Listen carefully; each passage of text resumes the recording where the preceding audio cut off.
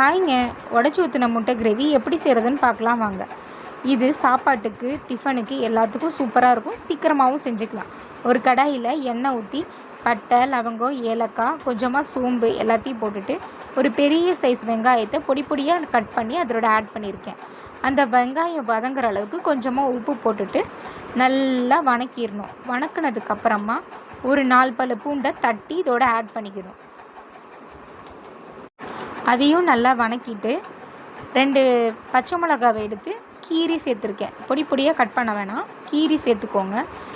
கீரி சேர்த்துனதுக்கப்புறமா ஒரு 3 தக்காளியை நான் கட் பண்ணி அதோடு ஆட் பண்ணியிருக்கேன். உங்களுக்கு கிரேவி நிறைய வேணும்னா நீங்கள் தக்காளி தேவைக்கு ஏற்ற மாதிரி எடுத்துக்கோங்க. நான் 3 பேருக்குன்றதுனால கொஞ்சமாக தக்காளி எடுத்து ஆட் பண்ணியிருக்கேன்.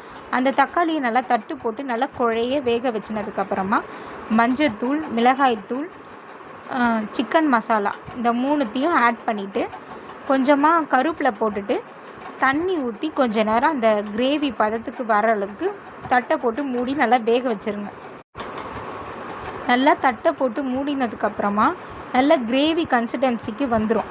நம்ம ஊற்றின எண்ணெய் நல்லா மேலே மிதந்து வந்ததுக்கப்புறமா ஒரு 3 முட்டையை எடுத்து ஒவ்வொரு பக்கமாக நீங்கள் ஊற்றிடுங்க. ஊற்றுனதுக்கப்புறமா கொஞ்சோண்டு மிளகுத்தூள், கொஞ்சமாக உப்பு, கொத்தமல்லி தழை சின்ன சின்னதாக கட் பண்ணி அதோட ஆட் பண்ணிவிட்டு அப்படியே தட்டை போட்டு மூடிடுங்க. கிளறாதீங்க. அப்படியே தட்டை போட்டு மூடிட்டு ஒரு 10 நிமிஷம் விட்டு அப்படியே எடுத்திங்கன்னா அப்படியே முட்டை எல்லாமே வெந்துடும். அப்படியே திருப்பி போட்டு ஒரு 10 நிமிஷம் குக் பண்ணி எடுத்திங்கன்னா அழகான முட்டை கிரேவி ரெடி. இது வீட்டில் நீங்கள் ட்ரை பண்ணி பாருங்கள். இந்த ரெசிபி எப்படி இருக்குன்னு கொஞ்சம் கமெண்ட் பண்ணுங்கள். நான் போடுற வீடியோ உங்களுக்கு நல்லா இருக்கா, இல்லை இந்த விஷயத்தில் இதை மாற்றிக்கோங்கன்னு எதனா ஒரு சஜஷன் கொடுத்தீங்கன்னா எனக்கு யூஸ்ஃபுல்லாக இருக்கும். சப்ஸ்கிரைப் பண்ணாமல் நிறைய பேர் பார்க்குறீங்க.